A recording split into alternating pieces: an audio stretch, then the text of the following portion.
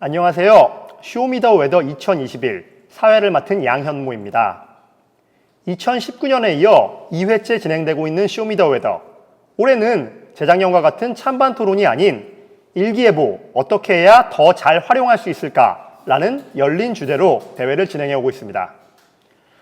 본선에 앞서서 저도 미리 참가자들의 입론서를 읽어봤는데요.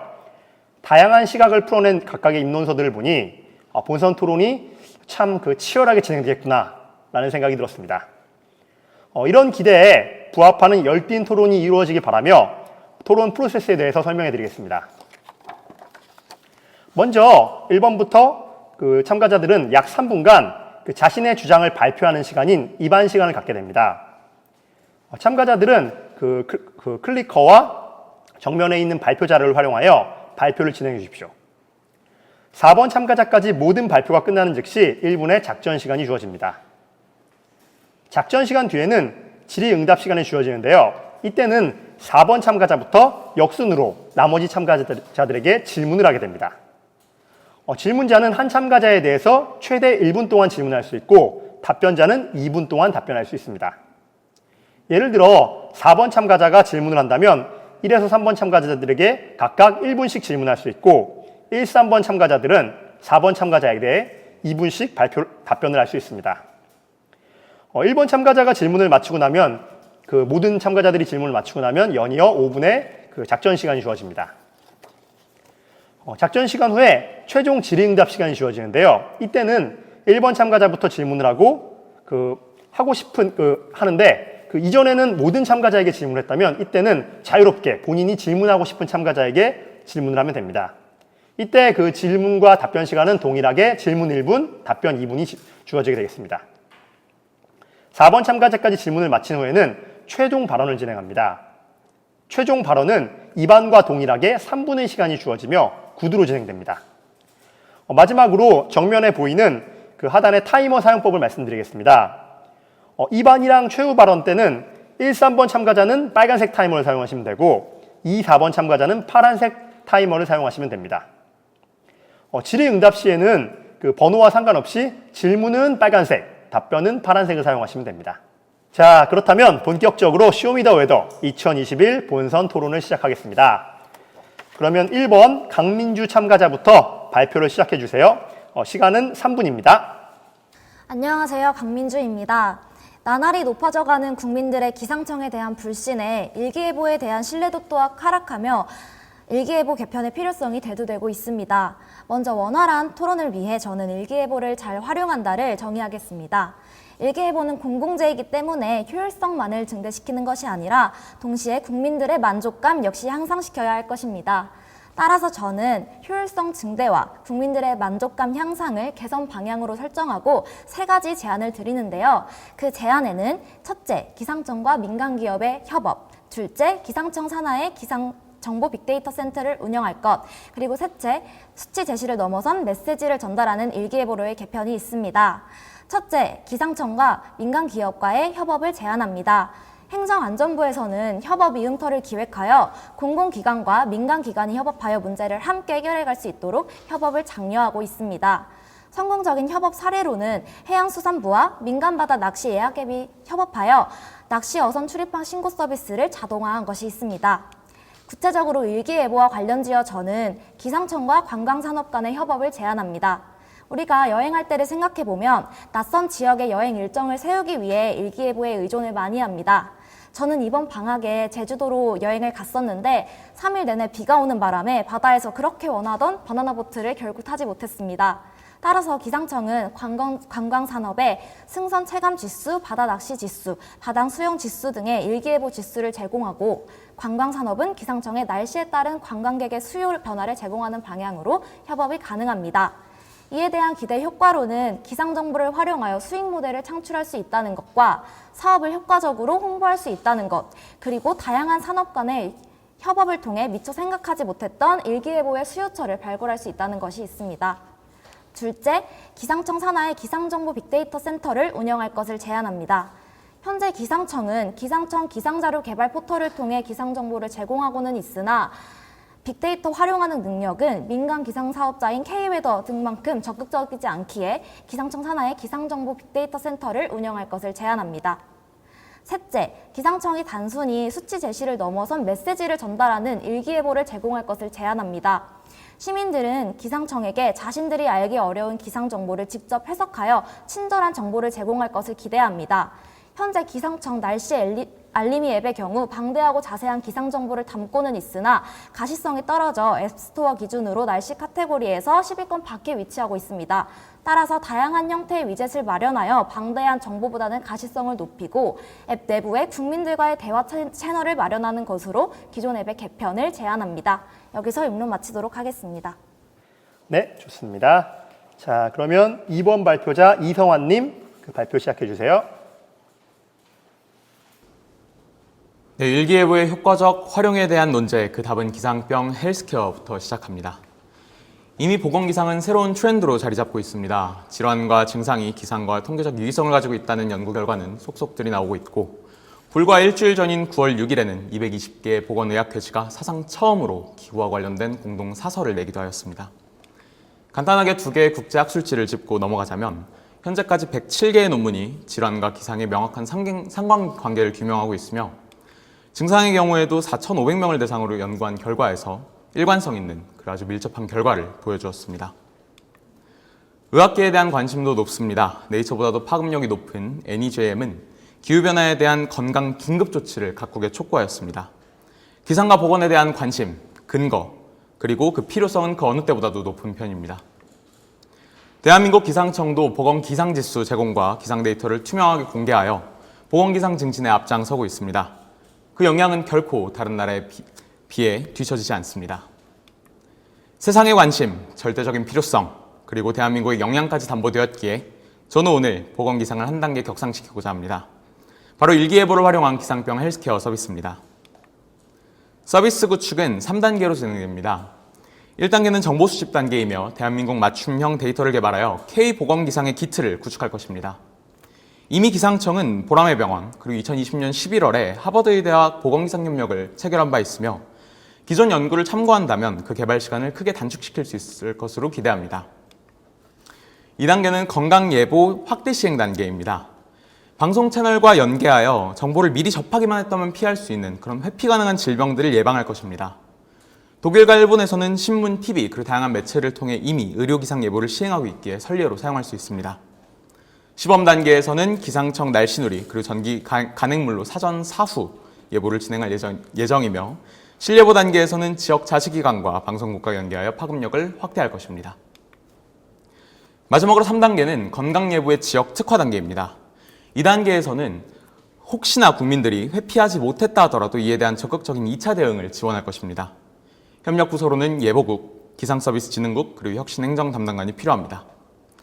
이를 통해 가장 아래까지 스며드는 예보로 불가피한 상황을 막고 지역별 인구 사회학적 정보를 적극 반영하여 K보건기상을 완성할 수 있도록 하겠습니다. 보건기상은 의학적 패러다임을 치료에서 예방으로 변화시켜 환자의 삶을 증진시키고 기상예보와 기상청에 대한 국민의 관심을 혁신적으로 증가시킬 것입니다. 사람을 살리는 서비스, 그리고 대한민국 국민을 보호하는 기상혁신, 그 시작은 바로 대한민국 K보건기상입니다. 감사합니다. 네, 좋습니다. 자, 그러면 3번 발표자인 김명준님의 발표 들어보겠습니다. 사회적 약자 맞춤형 일기예보 제공 플랫폼을 제안하는 김명주입니다. 일반인의 대부분은 기상 정보를 습득하는 데 스마트폰을 사용하고 있습니다. 그렇게 기상청 또한 날씨 알림이 스마트폰 앱을 사용하여 기상 정보를 제공하고 있습니다. 그러나 일기예보의 영향을 직접적으로 받는 대상은 누구일까요? 농업 종사자와 노인이 있습니다. 농가 인구의 42.5%가 65세 이상인 농업 종사자입니다. 현재 기상 정보를 습득하는 매체는 60대 이상이 84.3%가 TV를 통해 습득한다고 알려져 있습니다. 과연 노령층은 전자기기의 사용이 용이할까요? 대부분의 노령층은 전자기기를 가지고 있더라도 활용하지 못하는 경우가 많습니다. 즉, 노인 맞춤형 기상정보의 제공이 필수적이라는 것입니다.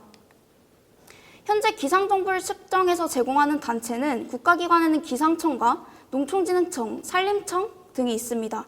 이들은 기상자료 개방 포털을 통해 데이터를 제공하고 있습니다. 기상청과 농촌진흥청을 비교해보자면 기상청의 최소 예보 구간은 가로 세로 5km, 농촌진흥청의 경우 가로 세로 30m입니다. 예보 생성 방법의 경우 기상청의 예보를 바탕으로 농장별 기상 관측 자료와 기상 모델을 추가하여 농촌진흥청이 맞춤형 예보를 제공하고 있습니다. 제공 정보의 내용의 경우 기상청의 경우 기온과 같은 기본 정보 12개를 제공하고 농촌진흥청의 경우 기온 강수량과 같은 10개 정보와 맞춤형 정보 15종을 제공하고 있습니다. 저는 여기서 최소 예보 구간에 집중하려 합니다. 기상청과는 다르게 농촌진흥청은 최소 예보 구간이 조금 더 세분화되어 있고 기상청과 농촌진흥청은 제공 정보 내용이 공통적인 부분이 많습니다. 따라서 제가 제안하는 것은 농촌진흥청과의 협업을 통한 농촌 거주인 맞춤형 일기예보의 제공 플랫폼입니다. 농촌 거주 노인에게는 구독자 방지 기능과 맞춤 날씨 정보, 자동 음속 서비스를 넣은 스마트 밴드를 제공하게 됩니다. 농촌진흥청과 기상청은 기상 데이터를 공유하고 분석함으로써 보다 정확하고 의미 있는 기상정보 제공이 가능해지고 보건복지부의 경우 노인 맞춤 정보 제공을 통해 농촌 관리가 쉬워집니다.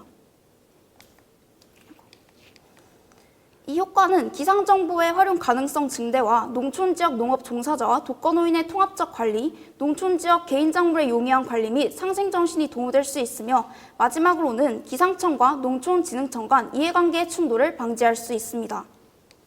이상입니다. 네, 세 번째 발표 잘 들었습니다. 마지막으로 네 번째 발표자인 소화솜님의 발표 듣겠습니다. 네, 발표 시작하겠습니다. 저는 개인화된 기상 서비스 제공 시스템의 제안에 대해 논의하겠습니다. 기상청은 국민의 날씨 정보 활용을 돕기 위한 다양한 노력을 합니다. 첫째, 정확한 일기예보 정보를 생산하고자 하고, 둘째, 기상기후 정보를 이용해 부가가치를 생산하고자 합니다. 즉, 일기예보를 활용함에 있어 일기예보의 생산 주체가 기상청이고 활용 주체가 국민이라고 볼 수 있습니다. 이러한 일방적인 흐름은 양측에 다소 아쉬움을 남길 수 있습니다. 첫 번째로 기상청이 국민의 다양한 의견을 수용하기 어렵습니다. 기상청은 다양한 소통 창구와 국민 참여형 서비스를 제공하지만 그 인지도나 참여도가 미흡합니다. 이러한 단점은 기상 서비스의 품질과 소통 정도에 대한 국민의 불만을 초래할 수 있습니다. 실제로 기상청이 예보하는 예보의 품질은 타국에 크게 뒤처지지 않으며 품질이 계속 향상된다고 볼 수 있지만 국민의 불만 정도는 여전합니다. 두 번째로 기상청이 제공하는 기상 서비스가 전 국민의 개별적 특성을 반영하기 힘듭니다. 개인별로 민감하게 반응하는 기상 요소와 그 정도가 상이하지만 기상청은 정보를 객관적인 수치로밖에 제공할 수 없습니다. 일기예보를 더 잘 활용하기 위해서는 기상 정보를 융합할 수 있는 새로운 분야를 발굴하는 것도 중요하겠습니다. 하지만 저는 앞에서 제시한 근본적인 문제, 즉 정보의 일방적인 흐름 및 활용 문제를 해결하는 단계를 거쳐야 일기예보 활용도가 상승한다고 주장하고 싶습니다. 이를 위해 소통 창구 개선 및 개인화된 기상 서비스 제공 시스템을 개발할 것을 제안합니다. 이는 지금 이미 개발된 앱인 날씨 알림이 앱을 개선하는 것에서 시작합니다. 간략한 구상안을 설명하자면 국민이 기상 서비스 앱에 예보의 정확성 혹은 자신이 체감한 날씨 정보를 입력하고 인공지능이 입력된 정보를 바탕으로 개인별로 민감하게 반응하는 기상 정보를 학습한 뒤 그에 맞는 알림 혹은 서비스를 제공하는 방식입니다. 학습된 데이터가 쌓이면 사용자가 갖고 있는 조건만으로 맞춤 기상 서비스를 제공할 수 있을 것입니다. 이를 통해 국민 의견 반영률 향상과 기존에 부족했던 수요자 중심 서비스 제공으로 인한 일기예보 서비스 만족도 향상을 기대할 수 있고 기상청이 더 다양하고 방대한 데이터를 수집할 수 있습니다. 이 시스템을 통해 국민뿐만 아니라 기상청까지 일기예보 정보를 활용하고 이를 바탕으로 업무를 개선하는 선순환을 생성할 수 있는 것입니다. 이 시스템을 접목할 수 있는 분야는 무궁무진할 것입니다.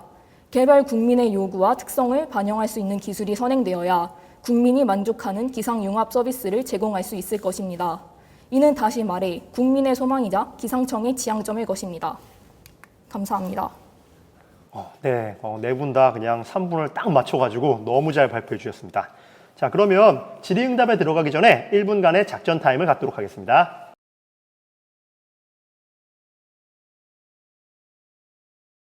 네, 작전 타임 시간이 끝났습니다. 이번 내용을 바탕으로 이제 참가자들 간의 질의응답을 하게 될 텐데요. 질의응답의 순서는 발표 순서와 역순으로 진행하겠습니다. 먼저 4번 참가자인 소하솜님부터 나머지 세 참가자에게 질문해 주십시오. 우선 이성환님께 질문을 하고 싶습니다.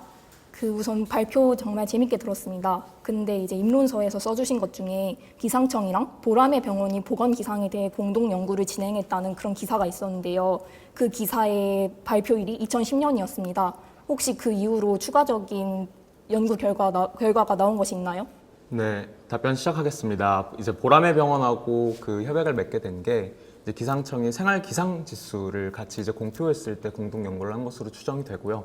그 이후에도 2020년 11월 하버드 의과대학과 의료 이제 교류와 그리고 공동 연구에 대한 체결을 진행한 바 있습니다. 예, 더 추가 질문하겠습니다. 그리고 그 학술 논문 분석을 통한 질환 선정이라는 논문에 대해서 제시를 하셨는데 그 논문의 내용이 이제 해외 연구 결과를 바탕으로 이러이러한 기상 요소가 사람들한테 영향을 줄 것이다라는 내용이었습니다. 그런데 그 연구 결과가 이제 해외 사람들을 통해 진행된 연구 결과인데 혹시 이러한 심혈관 질환이나 아니면 뇌졸중 등에 대해 한국에서 연구된 결과가 있는지 궁금합니다. 네, 감사합니다. 답변 시작하겠습니다. 정확하게 이제 말씀드리면 해당 논문은 이제 기존에 연구되어 있던 기상의학과의 관계에 대해서 조금 이제 시스테매틱하게 리뷰를 한 것이고요. 기존에 있던 107개의 논문들을 분석을 해서 그 중에서 어떠한 요인들이 어떠한 질환과 연관이 되어 있는지를 분석을 했던 내용들이었습니다. 한국에서는 아직 명확하게 어떠한 부분들이 질환과 연계되어 있는지 그리고 또 한국인 특성에 어떠한 것들이 맞는지 알 수 없기 때문에 그렇기 때문에 더더욱 보건기상에 대한 연구가 기상청을 중심으로 진행이 되어야 된다고 생각하고 있습니다. 그럼 마지막으로 질문 하나만 하겠습니다. 혹시 그럼 한국에서 그러한 것들 연구를 할 때 의학기관들과 협력을 할 텐데 구체적으로 생각하신 방안이 있는지 궁금합니다. 감사합니다. 기본적으로 해당 연구에 있어서는 어떻게 보면 통계를 이뤄나가는 게 굉장히 중요하다고 생각을 하고 각 이제 의과대학에 있는 그리고 환경의학을 중심으로 이제 연구하고 있는 직업환경의학교실과 컨소시엄을 이뤄서 하나의 큰 코호트를 대상으로 연구를 진행을 한다면 어떻게 보면 굉장히 기상이라는 요소가 어떻게 보면 굉장히 많은 것들을 함축하고 있는데 그런 것들 중에서 요인들 그러니까 어떻게 보면 외부 효과를 유발할 수 있는 것들을 배제하고 명확하게 한국인에 대해서는 이 질환이 이 기상 요소하고 연결되어 있다라고 연구를 진행할 수 있을 것 같습니다. 여기 이성환 참가자님 혹시 추가적으로 말씀하실 거 있나요? 시간이 좀 남아서. 네, 말 시작하겠습니다. 이제 오늘 소아솜 발표자님께서 질문을 해주셨던 부분이 과연 이러한 연구 결과들이 한국에 적용될 수 있는가에 대해서 여쭤보셨습니다. 저는 당연히 적용이 되어야 된다고 생각을 하고 기존에 연구가 되어 있는 것들이 한국에서는 이제 막 시작하고 있고 많은 관심을 사실 세계적으로도 그리고 기상청에서도 보이고 있기 때문에 이러한 것들을 지금 시행하는 것이 굉장히 중요하다고 생각을 하고 그 방법으로서 오늘 제안드린 것이 K보건기상이었습니다. 감사합니다. 네, 소아솜님 그러면 다음 질문 해주세요. 다음 질문은 강민주 참가자님께 드리고 싶습니다. 혹시 국립기상과학원에 인공지능 예보센터가 있는 것을 아시나요? 그 부분은 자세하게 알지 못했으나 저는 기상청 내부에 산하의 단체를 마련하는 것을 주장하긴 했습니다. 일단 국립기상과학원이라고 하면 기상청의 책임 운영 기관입니다. 그리고 여기서 수치 모델 과정의 일부를 인공지능으로 대체하거나 인공지능 예보 보좌관을 개발하는 등의 연구가 현재 활발하게 진행되고 있습니다. 이러한 사례는 기상청 내부에서 빅데이터나 인공지능 기술을 활용하고 있는 좋은 사례라고 생각합니다. 혹시 이렇게 빅데이터를 활용하는 구체적인 다른 방안을 생각하신 게 있는지 궁금합니다. 일단 인공지능 예보관에 대해서 말씀을 해주셔서 저도 그 말을 덧붙이자면 일단 흔히 기상 선진국이라고 평가받는 북유럽 국가의 경우 예측 모델을 통해 예측한 일기예보를 바로 전달을 하는 데에 비해서 우리나라는 예보관의 판단이 더 개입되는 경우가 많다는 것을 알았습니다. 그런데 이러한 과정이 지금 다른 나라들처럼 독자적인 수치 예보 모델을 마련을 하고 바로 판단이 실행될 수 있도록 마련되고 있는 단계는 맞으나 아직 시작 단계에 있기 때문에 그에 대한 노력이 더 필요하다고 생각을 했고요.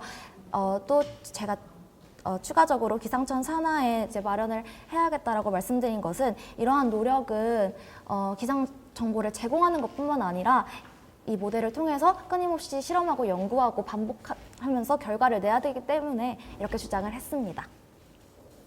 네, 그리고 한 가지 더 질문을 드리고 싶은데 앞에서 이제 기상청과 민간 기업과의 협업 사업 수행에서 예시를 관광 사업으로 드신 것 같습니다. 근데 이제 기상 기후 빅데이터 포털에 이제 관광 정보를 활용한 정보를 제공을 하고 있는데 혹시 그 정보들을 가지고 민간 기업이 어느 정도로 협력하고 있는지 혹시 통계 데이터가 있는지 조사 자료가 있는지 궁금합니다.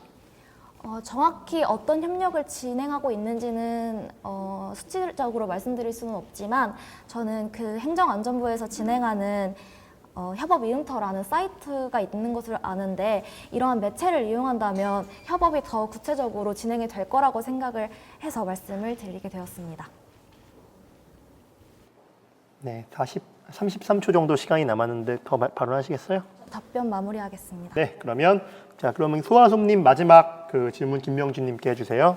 네, 그럼 마지막으로 김명준님께 질문을 하고 싶은데 기상청과 농촌진흥청의 협업을 통해서 농장 주변 거주자 대상 정보 제공의 기회를 확대한다고 입론서에 그런 내용을 써주신 것 같습니다.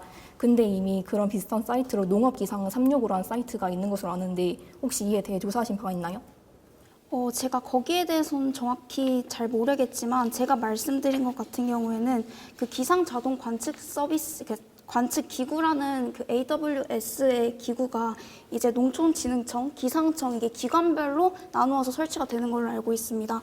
근데 그 기상 관측 자료가 이제 단순히 그 말하는 기관별로 단순히 그 플랫폼에 올려놓기만 하지 실질적으로 그 데이터를 받아서 기상 예보에 쓰는데 활용하지 않기 때문에 그 부분에 대해서 말씀을 드린 것입니다. 그러면은 지금 기상청이랑 농촌진흥청이 진행한 예보가 각각 진행되는 것인가요? 네, 각각 진행된 것입니다. 네, 좋은 의견 감사합니다. 그리고 이러한 연구에 대해서 지금 국립기상과학원에서 농림기상에 대한 연구가 활발하게 진행되고 있습니다. 예를 들면 서리 예측이나 이슬 지속 시간 등등도 활발하게 연구를 하고 예측을 하고 있으며 또한 그 농업기상 365라는 사이트에서 이미 주간별로 기상 상태 보고 및 전망과 작물별 재배 방법의 가이드라인을 제공하는 것으로 아는데 이것으로 이미 충분히 활용이 된다고 생각합니다. 혹시 이에 대해 의견 있으신가요? 제가 말씀드린 건 기존의 그 기상청과 농촌진흥청이 그 데이터를 활용해서 보다 정확하게 기상청이 국민들에게 제공하는 일기예보가 좀 정확성을 높일 수가 있고 그리고 전 더 나아가서 단순히 그 농업인들만을 위한 플랫폼이 아니라 농촌 그 거주 주변에 계시는 노인분들께도 그 데이터를 제공함으로써 그 데이터의 그 활용 가능성을 높이고자 하는 것이라고 말씀드릴 수 있을 것 같습니다. 네, 질문 마무리하겠습니다. 김명준님 남은 시간 사용하실 건가요? 네, 사용하겠습니다. 방금 소하솜님께서 여러 부분을 지적을 해주셨는데요. 제가 말씀드리고자 한 것은 실질적으로 사회적 약자 일기예보 제공 맞춤형 플랫폼입니다. 그 첫 번째로는 일단 기상청과 농촌진흥청과 같은 각종 기관별로의 AWS의 통일이 이루어져야 할 것이고 그 이후에 이제 노인에게 보다 맞춤형 정보를 제공함으로써 더 의미가 있는 데이터가 마련될 수 있을 것이라고 생각합니다. 감사합니다. 네, 좋습니다. 자, 이것으로 그 4번 발표자였던 소아소님의 질의 시간을 마치고 3번 발표자인 김명준님의 질의 시간을 갖도록 하겠습니다. 저는 먼저 강민주님께 질문을 먼저 드리도록 하겠습니다. 그 기상청 산하에 기상정보 빅데이터 센터를 운영한다고 하셨는데 그 날씨마루라는 그 기상기후 빅데이터 분석 플랫폼이 있습니다. 여기서는 기상융합 서비스와 빅데이터 분석 환경을 제공하는데요. 이게 기상정보 빅데이터 센터와 어떤 부분에서 차이가 있는지 여쭤보고 싶습니다. 답변 드리도록 하겠습니다. 제가 기상정보 빅데이터 센터를 언급하면서 K웨더라는 민간 기상 사업자를 언급한 적이 있는데요. 이 K웨더가 지금 어떤 방식으로 빅데이터 기술을 이용하고 있는지를 기반으로 기상청이 어떻게 비슷하게 사용할 수 있을지를 저는 고민을 해봤습니다. 그래서 먼저 K웨더의 빅데이터 기술을 대략적으로 설명을 해드리자면 K웨더의 경우 국내 자체적으로 실외 공기 측정기를 설정한 후에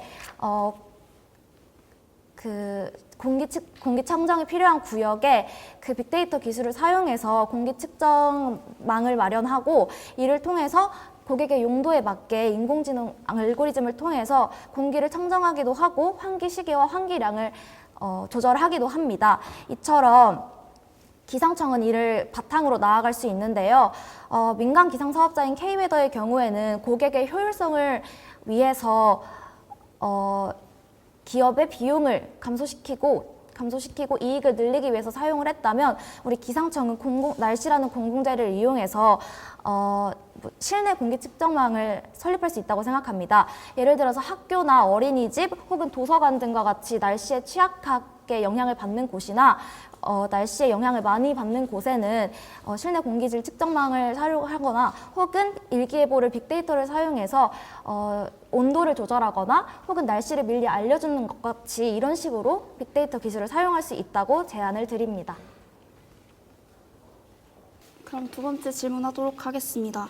그 날씨 알림이 앱에 가시성과 접근성이 떨어진다라고 말씀을 하셨는데 기상청에서 이미 그 날씨 알림이 앱 개선 대회를 통해서 그 디자인과 기능 부분 여러 부분에서 상당 부분 개선되었다고 이제 평가를 받았습니다. 근데 여기서 가시성과 접근성이 부족하다고 말씀을 하셨고 그래서 구체적으로 어느 부분이 부족하다고 생각하는지 여쭤보고 싶습니다.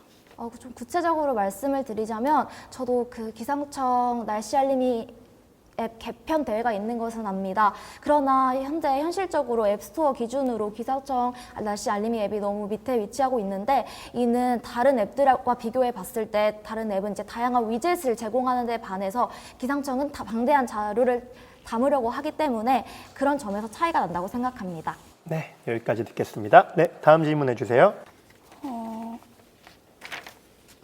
그 다음에 이성환님께 질문 드리도록 하겠습니다. 일단 이성환님 말씀하신 기상병 헬스케어 서비스 같은 경우에는 그 회피 가능한 질병 사망률을 낮추기 위해 이렇게 말씀을 하신 것도 어느 정도의 이유가 있을 거라고 생각을 합니다. 그러나 회피 가능한 질병 사망률은 현재 OECD 평균보다 저희가 훨씬 낮고 그리고 2008년부터 2020년까지 현재 계속 감소 추세에 있습니다. 그렇기 때문에 실질적으로 이 예방적 질병을 예방하기보다는 현재 농촌의 그 필수 의료 보장성 강화가 우선시 되어야 하지 않나 이렇게 말씀드리고 싶습니다. 이거에 대해서 어떻게 생각하시나요? 네. 답변하겠습니다. 이제 회피 가능한 질병이 대한민국이 낮기 때문에 기후를 이제 헬스케어하고 연관시키는 것보다 차라리 농촌진흥에 도움을 주는 게 좋다라고 말씀을 하셨는데 사실 회피 가능한 질병을 일으키는 것들은 굉장히 많을 겁니다. 그중에서 기후라는 요인이 실제로 어느 정도의 역할을 하고 있는지를 보면 전년 대비 온열 질환으로 이제 사망한 환자 그리고 그로 인해서 지출한 비용들은 2.6배 증가했습니다. 그렇기 때문에 기후와 건강의 측면에서 봤을 때는 여전히 그리고 굉장히 적극적으로 대응을 해야 된다고 생각합니다.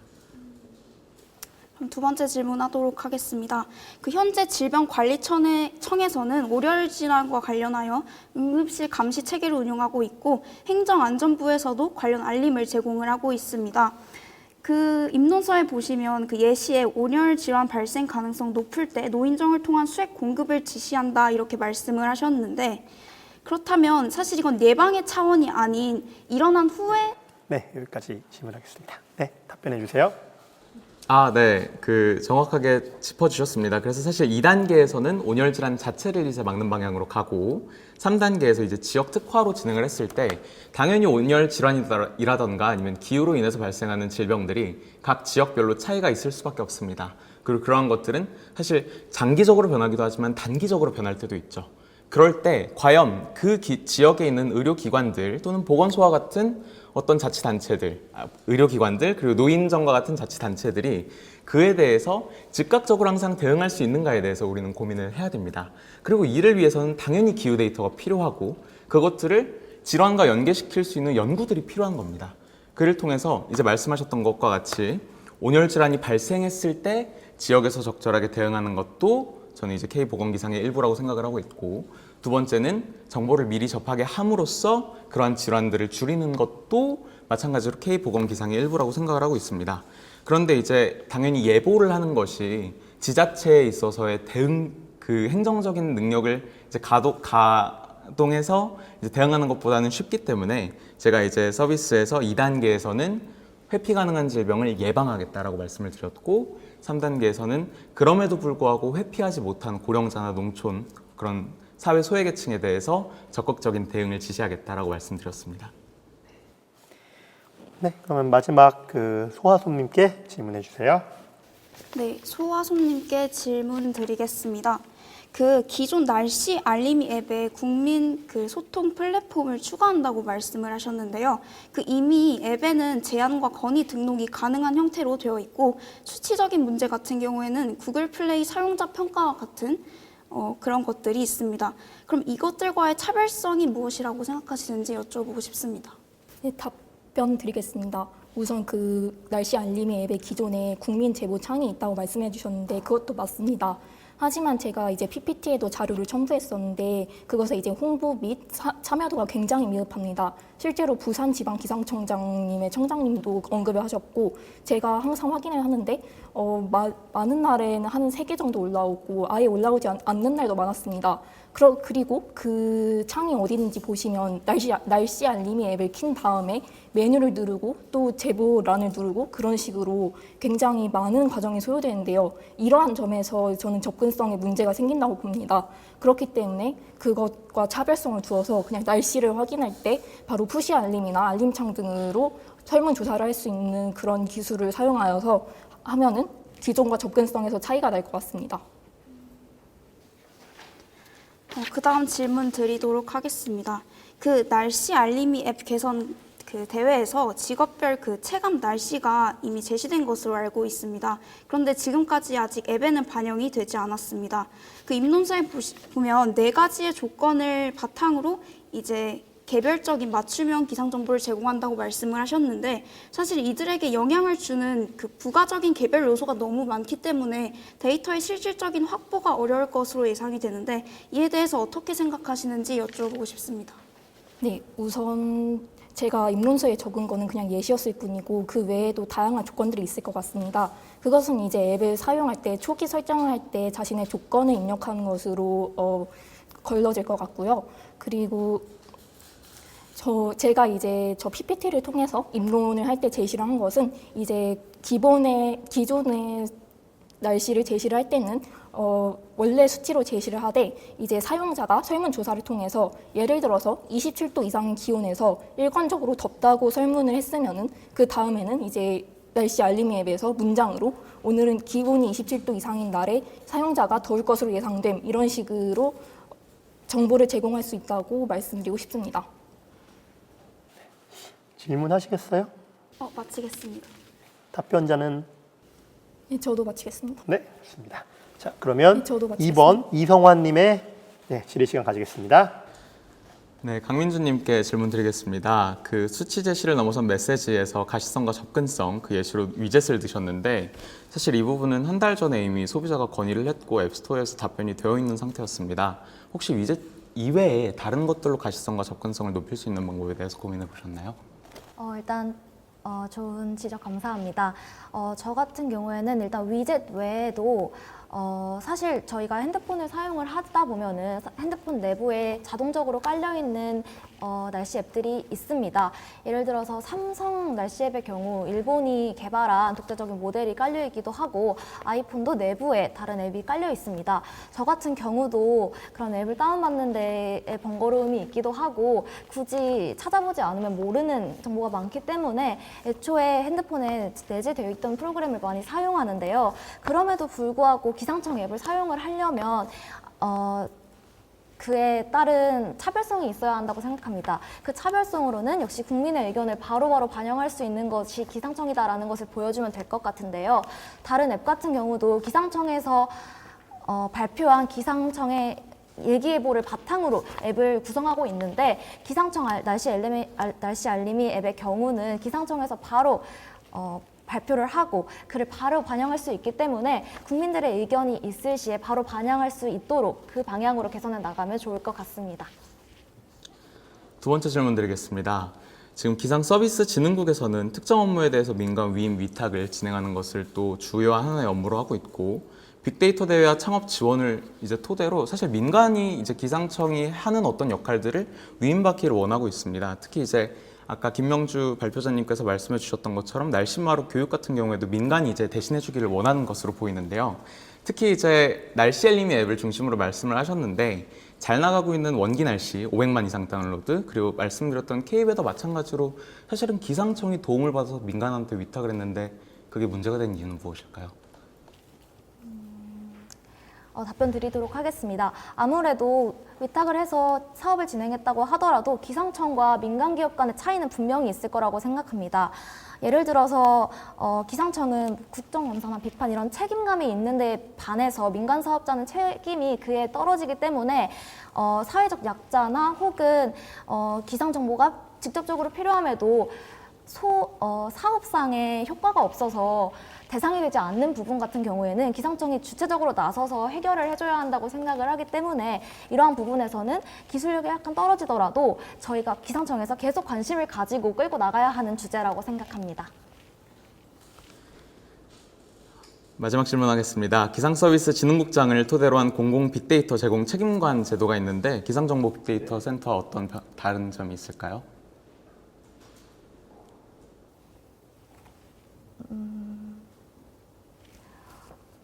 아무래도 정확한 차이점을 저도 사실 발견하지는 못했으나 저는 계속해서 말씀드리고 싶은 것은 이러한 빅데이터를 기상청에서 계속 관심을 가지고 끌고 나가야 한다는 것을 주장을 합니다. 네, 맞습니다.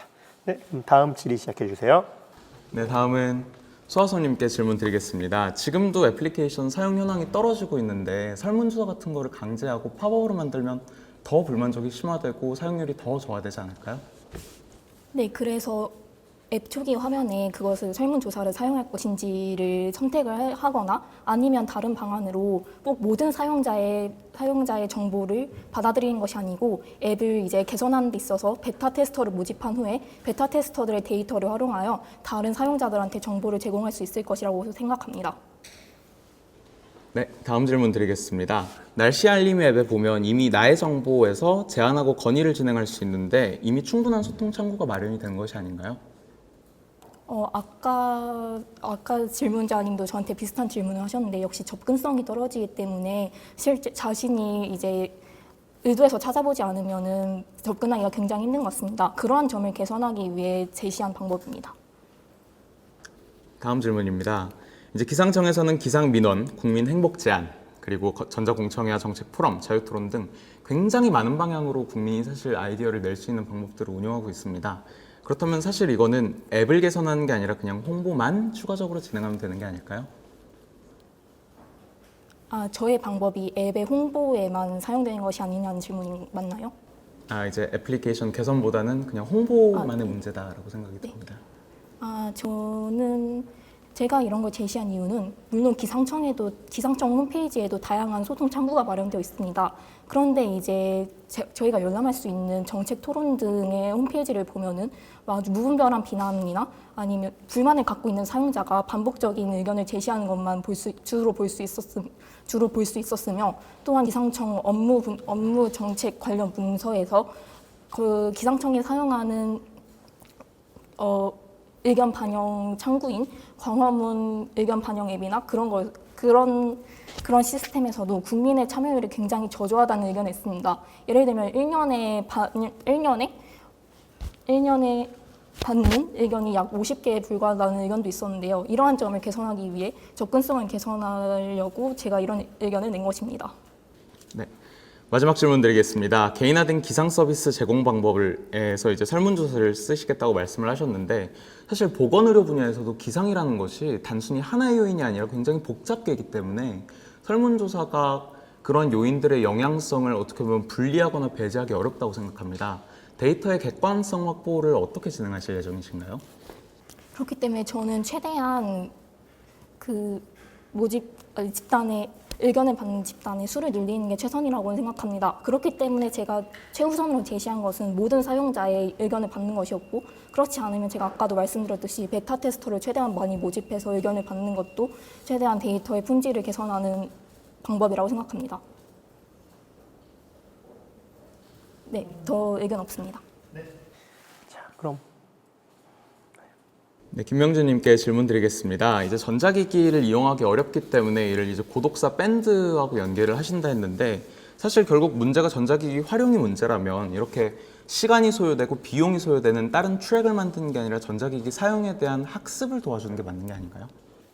그 부분에 대해 답변을 드리자면 일단 기본적으로 노령층 같은 경우에는 계속해서 디지털 그런 문화를 받아들이지 않고 살아오셨기 때문에 그런 디지털 교육에 대해서 우호적이지 않은 분들이 매우 많습니다.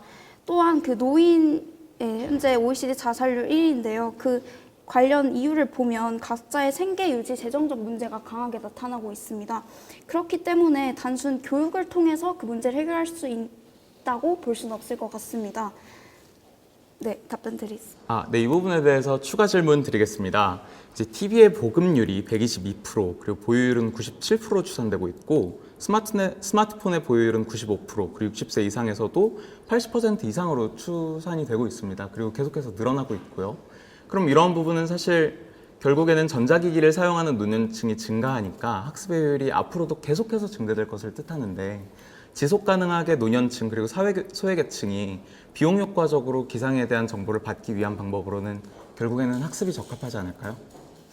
제가 그 맞춤형 밴드를 제안드린 이유 중에 하나가 일단 기본적으로 그 보건복지부에서 예산 편성에 보면 그 노인 대상으로 약 20%의 예산을 쓰고 있습니다. 거기에는 이제 ICT 교육이나 맞춤 방문 등의 이제 업무가 들어가 있는데요.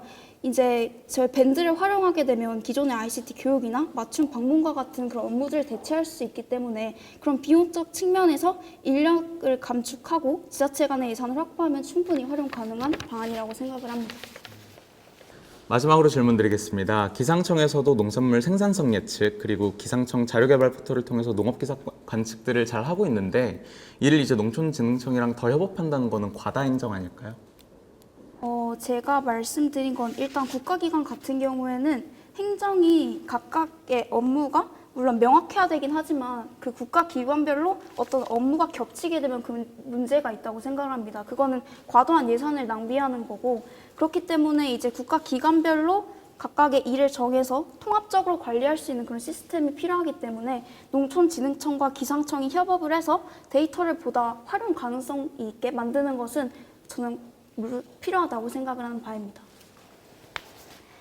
현재 그 두손모아라는 그 노인 웨어러블 스마트 밴드를 제작하는 기업이 있습니다. 이 기업 같은 경우에는 현재 정부의 지원을 받아서 신체 정보기관 건강 체크 서비스를 개발하고 있고 이 외에도 뭐 메디코덱스 또는 뭐 독립 바이오 제약과 같은 뭐 스마트 체온계 등의 밴드 활용 가능성이 무궁무진하게 열려 있습니다. 그렇기 때문에 활용 가능성이 높다고 볼 수 있을 것 같습니다. 자, 마지막으로 강민준님의 그 질의 시간입니다. 먼저 이성환님께 질문 드리도록 하겠습니다. 먼저 기상과 의학을 흥미롭게 연결한 부분 잘 들었습니다. 다만 조금 궁금했던 점이 생명이나 생명에 크게 영향을 미치는 질병의 경우 예를 들어 폭우, 폭설 혹은 폭염과 같은 그런 생명에 영향을 미치는 날씨 질병 같은 경우 이미 재난문자를 통해서 정보를 주는 걸로 알고 있는데 이와 다른 점은 무엇일까요? 네, 질문 감사드립니다. 제가 오늘 보여드렸던 두 개의 논문을 이제 구체적으로 설명을 드리지는 못했지만 사실 여기서는 극단적인 이상기후가 아니라 사실 1도 습도가 증가했을 때 몇 퍼센트 증가하는가 또는 낮아졌을 때 몇 퍼센트 감소하는가로 굉장히 체계적으로 사실은 질환과 증상에 대해서 연구를 한 바라 재난문자로는 해결할 수 없는 부분인 것 같습니다. 네, 그럼 다음 질문 드리도록 하겠습니다. 그러면 그렇게 1도 날씨가 아주 미세하게 변하는데도 그런 식으로 질병이 발생하고 그 발생률이 낮아지고 이러한 차이점이 존재한다고 하셨는데 그럼 그런 회피 가능한 질병의 예시로는 무엇이 있을까요? 네. 회피 가능한 질병에서 이제 제가 가장 중점적으로 오늘 말씀을 드린 부분은 온열 질환이었고요. 온열 질환에는 이제 열사병이나 열탈진 같은 증상을 들 수 있습니다. 보다 중증인 곳으로 들어가면 가장 잘 알려져 있는 몇 가지의 질병이 이제 뇌혈관계 질환, 심혈관계 질환, 그리고 호흡기계 질환으로 나타나고 있고 그 뒤를 이제 피부과, 신경과, 그리고 근골격계 질환이 따르고 있습니다. 네, 답변 감사합니다. 질문 마무리하도록 하겠습니다. 다음으로 답변 더 하시겠어요? 네, 답변 더 하겠습니다. 이제 결과적으로 계속 이제 받는 질문 중에 하나가 기상을 참 의학으로 연결시키기가 굉장히 어렵습니다. 이 복잡계적인 것이 어찌하여 이 단일 질환과 연결이 되어 있는지를 여태까지 사람들은 밝혀낼 수 없었습니다. 그렇기 때문에 사실 기상이나 기후 이변에 대해서 단 한 번도 보건의학회지들이 이것이 중점이 돼야 된다. 이것이 그리고 굉장히 중요하다고 생각했던 적이 없던 것입니다. 그러나 올해 9월 6일 단 일주일 전 NEJM을 토대로 220개의 보건의학회지가 공동 사설을 낼 정도로 기후변화는 이제 의학과 그리고 사람의 생명, 보건권과 굉장히 밀접한 연관성을 가지고 있다는 점.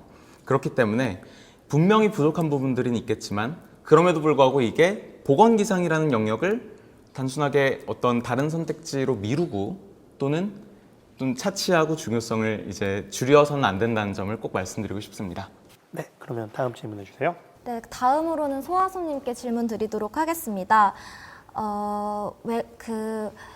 기상청에 대한 불신이 대두되는 이유 중에 하나가 외국 기상청과의 비교이지만 외국 기상청과 현재 기상청을 비교해 봤을 때 현재 우리나라의 기상청이 그렇게 크게 떨어지지 않고 좋은 월등히 정확한 정확도를 보여준다고 말씀을 하셨는데 사실 제가 질문 드리고 싶은 점은 이렇게 해외 기상청과 우리나라의 기상청의 일기예보 수준이 비교가 가능할까요?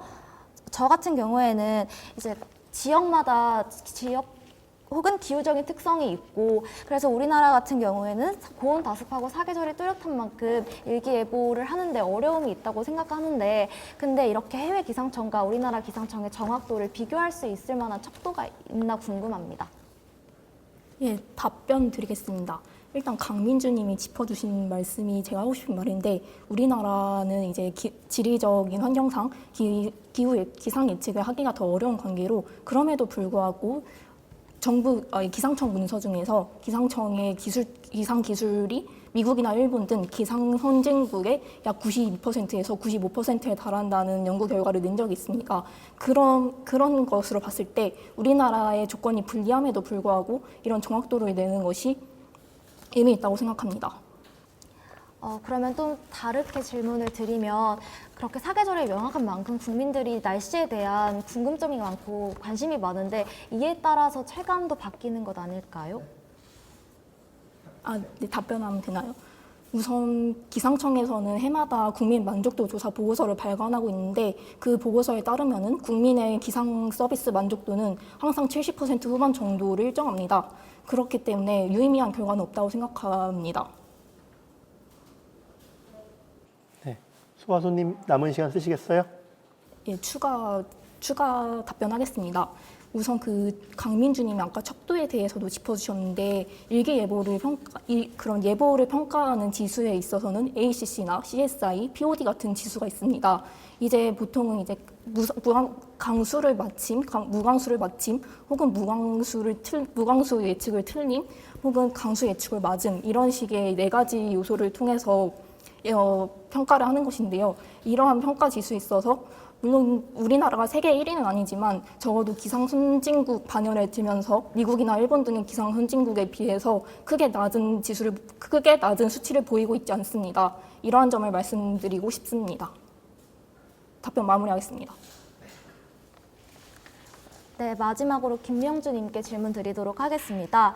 김명주님께서는 사회적 약자를 맞춤으로 일기예보를 제공해야 한다고 말씀을 해주셨는데요. 그래서 이제 농촌에 거주하고 있는 고령화층에 대한 제안은 잘 들었습니다. 그런데 그를 제외하고 다른 사회적 약자 중에 일기예보를 어떻게 활용할 방안이 있을까요? 그를 제외한 사회적 약자라는 사실 거기에 대해서 제가 중점을 둔 것이 아니라 그렇게 생각을 해보지 않았습니다. 그러나 제가 지금 말하고자 하는 그 노인 개인별 맞춤형 제공의 대략적인 구상의 경우 일단 현재는 데이터 구축이 되어 있지 않기 때문에 이제 자신의 질병을 직접 기록을 한 후에 이제 원하는 관련 영양 정보를 직접 우선순위 지정해서 관련 그 밴드에 자동으로 알림이 올 수 있게 하는 방식을 고려하고 있습니다. 그럼 다음 질문 드리도록 하겠습니다. 농촌진흥청과 기상청의 협업을 통해서 농촌 맞춤형 기상 정보를 제공하는 가장 먼저 첫 단계로 AWS나 다른 지수를 통일하는 것을 말씀해 주셨는데요. 어떠한 방식으로 통일이 되어야 한다고 생각하시나요? 일단 현재 그 기상 관측 기기별로 이제 통합이 되지 않는 이유는 일단 기상 정보의 관측 주기가 이제 농촌진흥청과 기상청별로 이제 1분, 10분 이런 식으로 다르고 강수량 같은 경우에도 몇 미리, 0.1mm의 단위에 대한 그런 구체적인 통일이 없습니다. 사실 이것 같은 경우에는 기상 관측 그 표준화법에 근거하여 이미 이루어졌어야 하는 것인데요. 그것은 현재 아직 기상청이 문제 해결하지 않았던 것을 의미를 하고 이런 기관별로 측정 단위 같은 걸 통일을 시킬 수 있다면 충분히 가능할 것이라고 생각합니다. 질문 마무리하도록 하겠습니다. 김명준님 답변 더 하시나요? 여기서 마무리하도록 하겠습니다. 네, 그러면 네 분 참가자의 그 질의응답 시간이 끝났고요. 지금부터 5분 동안 다시 작전 시간을 가지도록 하겠습니다. 작전 후 최후 질의응답을 진행하겠습니다. 자, 그러면 최후 질의응답 시간을 진행하겠습니다. 최후 질의응답 시간에서는 1번 참가자부터 자신이 질문하고 싶은 상대 한 명을 지목해서 선택해서 질문해 주시면 됩니다. 자, 그러면 강민준님부터 시작해 주세요. 네, 저는 이성환님께 질문 드리도록 하겠습니다. 일기예보 기상병 관련해서 방송 채널을 통해서 일을 시행해야 한다고 말씀을 하셨는데요. 저는 어떤 방송을 통해서 그것을 시행할까 약간 궁금합니다. 왜냐하면 1시간 길이의 언론사 뉴스의 경우에도 일기예보가 차지하는 비중은 약 1, 2분 내외에 있고, 그런데 의학과 관련된 기상예보 같은 경우에는 그 일기예보보다 수요자가 더 적을 텐데도 불구하고 어떤 채널에서 어떠한 분량으로 예보를 시행해야 될지 궁금합니다. 네, 질문 감사드립니다. 우선 독일과 일본에서 시행하고 있는 의료 기상 예보에 대한 선례를 말씀드리겠습니다. 그곳에서는 당연히 어떠한 기후학적인 부분들, 예를 들면 날씨라던가 습도라던가 그런 것들을 알려줌과 동시에 어떠한 질병에 있어서 꼭 유념했으면 좋겠다. 그리고 이러한 것들이 오늘은 뭐 확률이 증가했으므로 사실 조심해야 된다라는 말들을 우리가 일상적으로 아는 일기예보에 섞어서 진행을 합니다. 그래서 이런 부분들을 궁극적으로 참고를 하려고 하는데요. 근데 바로 그렇게 넘어가면 좀 어려울 수도 있으니 시범예보 채널로 이제 기상청에 있는 날씨누리 유튜브 채널, 그리고 사후예보로는 기상 간행물을 이용할 예정입니다. 특히 이제 날씨누리에서는 지금 이제 보건 기상지수가 생활기상정보 안에 들어가 있는데 이를 이제 보건 기상정보로 격상하여 사람들이 조금 더 접근하기 쉽게 만들 예정입니다. 네, 답변 감사합니다. 그런데 이제 그 질병 종류에는 여러 가지가 있고 따라서 그 질병 일기예보에 맞는 수요자가 다 다른데, 그런데 이 모든 내용을 발표를 한다면 아무래도 길이가 길어질 것 같은데, 그러면 일기예보 내부에서 발표를 하는 것은 시간상으로 좀 문제가 되지 않을까요? 네, 질문 감사합니다. 사실 이제 모든 정보라는 것은 제한된 시간 안에 말하기 위해서는 어떻게 보면 이제 취사 선택을 할 수밖에 없는데, 만약 제가 이 자리에서 의료 기상 예보를 할 수 있는 사람이 된다면 저는 가장 그것들이 필요한 이제 사회 소외계층이나 이제 김명준님께서 말씀하셨던 어떤 노인분들 그리고 농촌에 계신 분들을 위주로 발표할 수 있도록 하겠습니다. 네, 저는 질문 마무리하도록 하겠습니다. 답변 시간 남았는데 사용하신 건가요?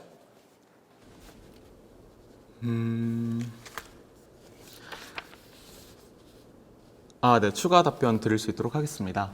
이제 독일과 일본의 선례인데요. 여기서는 이제 워낙 이전부터 기후의 변화가 심한 편이라 기상병에 대한 연구가 가장 중점적이고 선도적으로 이루어지는 국가들 중 하나입니다.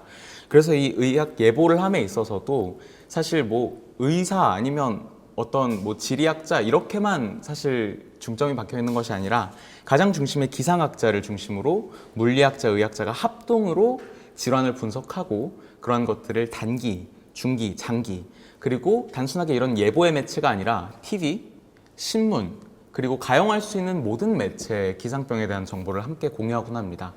대한민국 기상병 헬스케어 서비스도 그러한 방향으로 나아갔으면 좋겠습니다. 네, 좋습니다. 그러면 이번엔 2번 이성환 님이 다른 분 한 분 지목하셔서 질의응답해 주세요. 저는 김명준님께 질문 드리겠습니다. 이제 입론의 공공 캠페인 제작 활용을 말씀을 주셨는데 단순하게 누적 기상 데이터를 사용하고 일기예보를 활용한다는 것은 조금 일반론적으로 보입니다.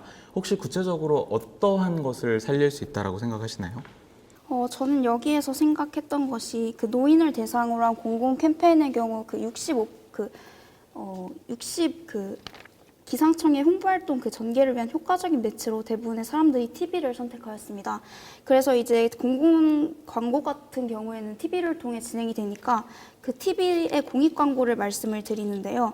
이제 기존 기상과 예를 들어서 우울증과 같은 질병과의 연관성이 입증이 되고 그리고 이걸 바탕으로 기상 예보에 따라서 그 기상이 일치하는 그 시간대에 TV에 공익 광고를 방송할 수 있는 방식으로 생각을 해보았습니다. 네, 감사합니다. 그럼 이제 보건 쪽을 이제 공공 캠페인으로 쓰시겠다고 말씀을 하셨는데 그럼 사실 그러한 정보가 어떻게 보면 청취자들에게 정확하고 사실 구체적으로 전달될 수 있게 하는 연구들 그리고 인프라 구축이 먼저 우선시돼야 되지 않을까요?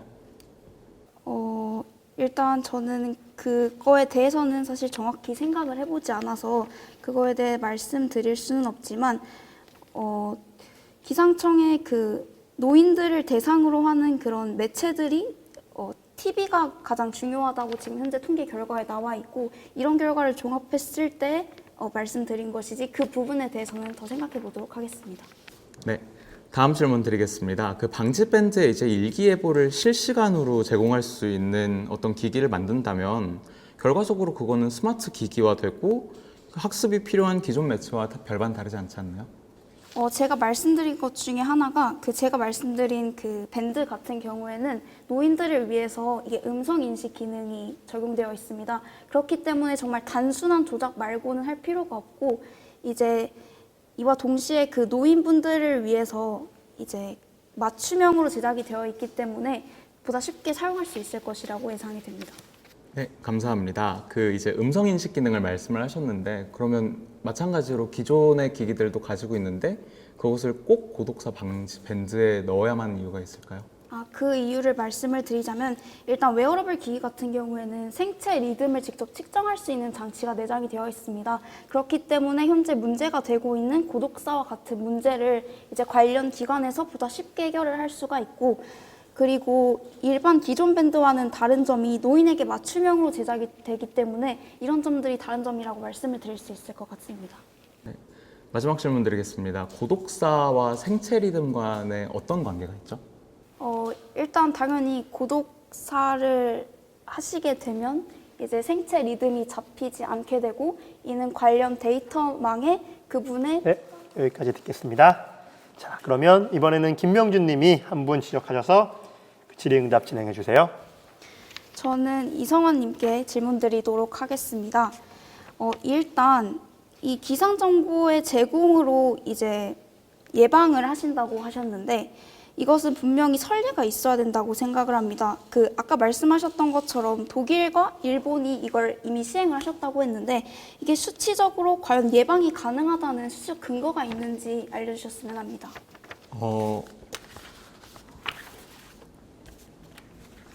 네, 우선 제가 이제 참고를 했던 게 요시타카 후쿠오카 교수의 이제 일본과 독일에서 이러한 일기예보가 의료에 적용됐을 때 어떻게 적용하는지에 대한 논문을 읽어봤고 이에 대해서는 확실하게 효과가 있다라고 이제 말씀을 주셔서 사실 제가 참고를 하게 되었고요.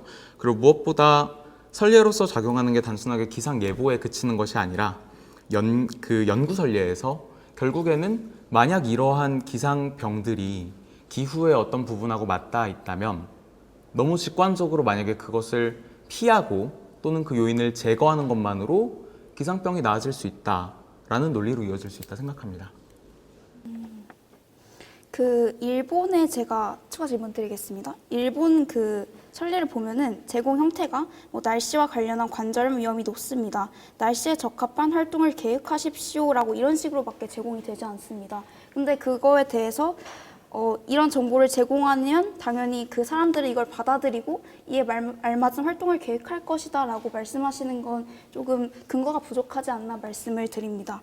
그리고 질문 하나 드리자면 그 입론에서 민간협력 전용 앱 개발이라고 써주셨는데 여기서 말하는 민간협력이 어떤 의미를 가지는지. 네, 답변 드릴 수 있도록 하겠습니다. 이제 단순하게 이제 2차 대응을 한다는 말씀으로 이제 3단계에서 어떻게 보면 아프고 나서 그 지역에서 어떤 인프라를 토대로 수액을 공급한다던가 대응을 직접 할 수 있게 만들 수 있다라고 이제 말씀을 드렸는데요. 그거에 있어서 이제 한 단계 더 나아간 것이 결국 사실 의료기상예보라는 것은 워낙 이제 거대하고 그리고 이제 말씀하신 부분과 같이 그 이제 소아솜님께서 말씀하신 부분과 같이 결국엔 애플리케이션이 개인화될 수밖에 없습니다. 굉장히 많은 질병들이 있고 그것들이 각각의 이제 기상 요소를 가지고 있기 때문에 이 민간 전용 앱 개발은 결국에는 이제 이 지면의 한계로 이렇게밖에 적지 못했지만 결국 기상병으로부터 사람들이 자유로워지기 위해서는 소아솜님이 말씀하신 것 같이 이제 개인화된 어떤 기상 예보 시스템이 있어야 되고 특히 그것들이 스스로가 기저질환을 입력한다던가 아니면 말씀하신 생체리듬, 뭐 혈압이라던가 혈당 또는 기타 정보들을 기입했을 때 더욱더 정확해질 수 있기 때문에 개인화된 앱을 개발한다는 이제 의미에서 지면에 이제 앱 개발을 실게 되었습니다.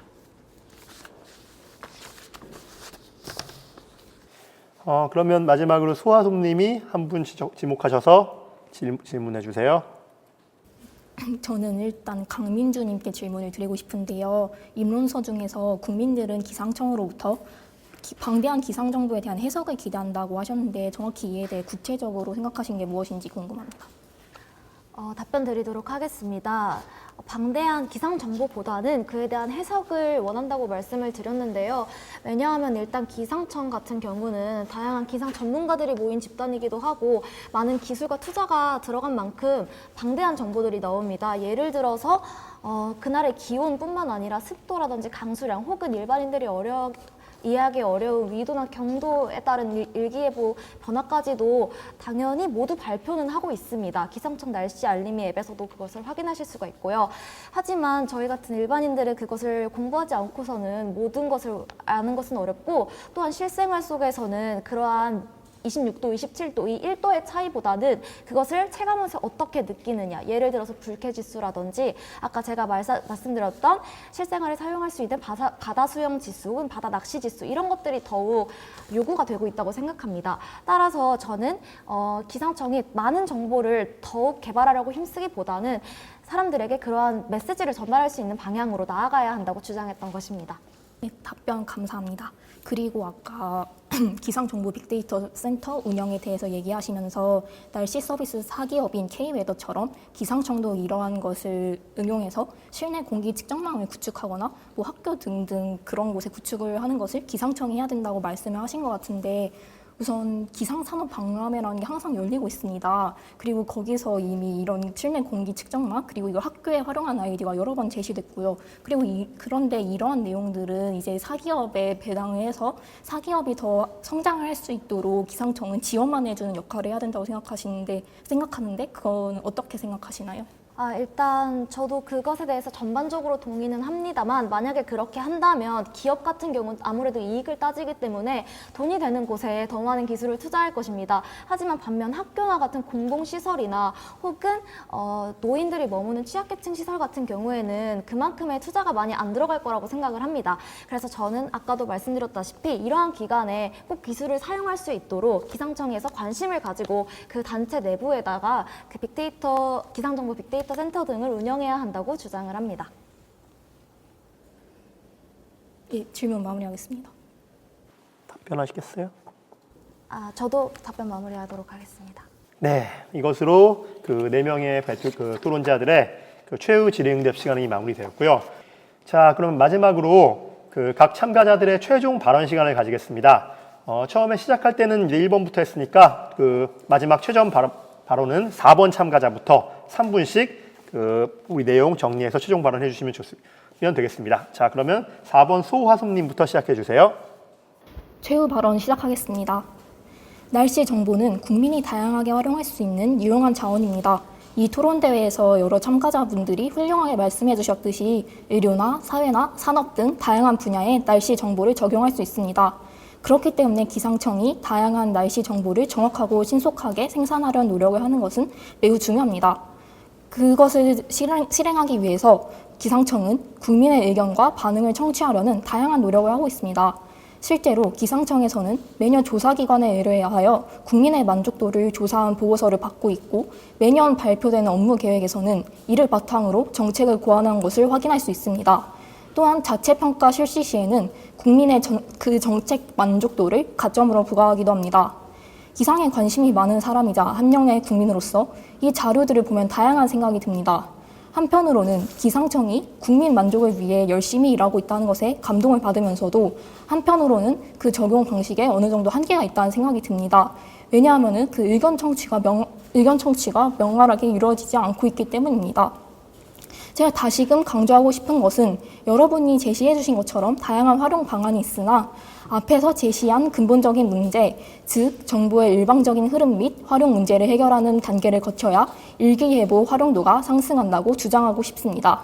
기상 데이터를 생산하는 주체는 기상청입니다.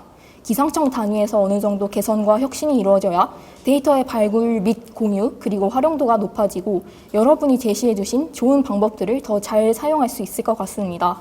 아까 앞에서 국민 만족도 조사를 항상 하고 있다고 제가 말씀을 드렸는데 그 보고서를 항상 보고 있다 보면은 30, 40대 직장인 혹은 아이가 있는 그 정도의 중년 분께서 기상 날씨 예보를 적극적으로 활용을 하고 심지어 직접 레이더 자료를 보면서 스스로 예측을 해보는 등의 그런 적극적인 의견을 주시는 것을 일관적으로 확인할 수 있었습니다. 하지만 이러한 것을 지원하기 위한 기상청의 노력이 조금 부족하다고 봅니다. 그렇기 때문에 저는 날씨 알림이 앱 개선 그리고 소통 창구의 확장을 제시했었고 그것을 그 세부적인 방안으로 제시한 것이 설문조사 팝업 띄우기 그리고 개인화된 기상 정보 제안이었습니다. 이러한 것을 실시했을 때 국민의 기상 서비스 만족도가 더 높아지고 적극적인 기상 정보 활용과 마침내 기상청의 개선이 이루어질 수 있다고 생각합니다. 최종 발언 마치겠습니다. 감사합니다. 좋습니다.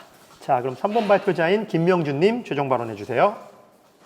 기상청의 만족도 조사에서 기상청에 대해 부정적 언론을 접할수록 부정적인 생각을 가진다는 사실을 본 적이 있습니다.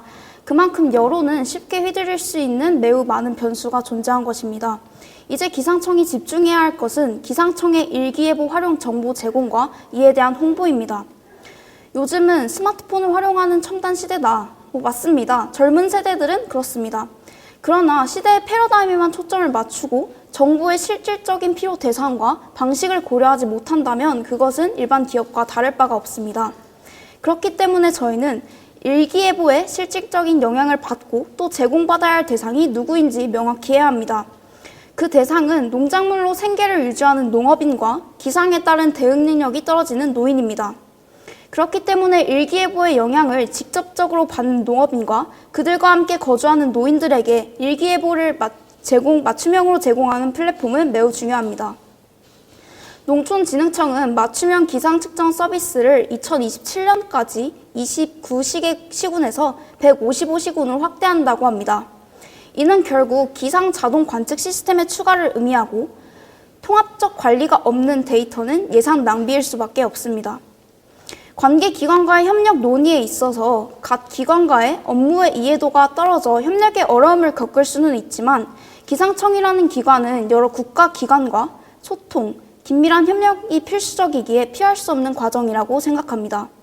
제가 제안한 자동 기상 관측 장비의 데이터를 기상청과 농촌진흥청이 공유하며 농업인과 농촌거주 노인에게 제공하는 것은 1차적으로는 분석 가능한 데이터의 확보를 의미하기 때문에 각 기관의 정확한 기상정보의 제공과 활용이 가능해집니다. 또한 농촌 지역 농업 종사자와 독거노인의 통합적 관리가 가능해지고 농촌 지역의 개인작물 관리 및 상생 정신이 도모될 수 있습니다. 더 나아가서는 농촌진흥청, 보건복지부, 기상청의 협업 경험이 바탕이 되어 각종 사건, 재해 등의 상황 발생 시 신속한 협업과 더불어 이해관계 충돌을 방지할 수 있는 효과를 가져올 수 있습니다. 이상으로 최종 발언을 마무리하겠습니다. 감사합니다. 네, 좋습니다. 자, 그러면 두 번째 발표자인 이성환님 최종 발언해 주세요. 네, 오늘 정말 많은 논의들이 오갔는데요. 기상청 그리고 기상의 미래는 참 밝은 것 같습니다. 하지만 아쉽게도 하나만 골라야 된다면 여전히 K보건기상입니다. 필요성에 대해서 얘기하신다면 K보건기상입니다. 당장의 질환, 의료 비용, 그리고 그 이전에 온열 질환, 그리고 회피 가능한 질병으로 어떻게 보면 안타깝게 유명을 달리하시는 대한민국 국민을 보호해야 합니다. 대한민국의 온열 질환으로 올해만 18명이 돌아가셨고, 그리고 이는 작년에 비해서 2.6배 증가한 수치입니다. 두 번째는 이제 이러한 것들을 하는 것이 가능해졌습니다. 데이터는 충분히 축적되었고 학술적인 근거는 오늘 말씀드린 것과 같이 마련되었습니다. 또한 기상청의 능력 그리고 관심 역시도 담보가 되고 있습니다. 세 번째는 이 일은 기상청만이 할 수 있습니다. 민간도 아니고 공공에 있는 다른 기관도 아니고 오직 기상청만이 할 수 있는데요. 그 첫 번째 이유는 기상청에 있는 자료가 굉장히 절대적으로 필요하고 그리고 이러한 것들이 의료에 적용되었을 경우에는 보다 더 섬세하고 구체적인 그 과정에서 어떻게 보면 표준을 내려주고 기준을 설정해주는 기상 전문가들이 모여있는 기상청만이 할 수 있기 때문에 유일성이 있다고 볼 수 있고, 두 번째는 이와 같은 이제 방안을 실현하는 데 있어서 단순하게 한 개의 정부 부처가 아니라 굉장히 여러 개의 정부 부처들을 설득하고 협업하는데 기상청이라는 정부기관이 굉장히 중점적인 역할을 하게 될 것이기 때문입니다.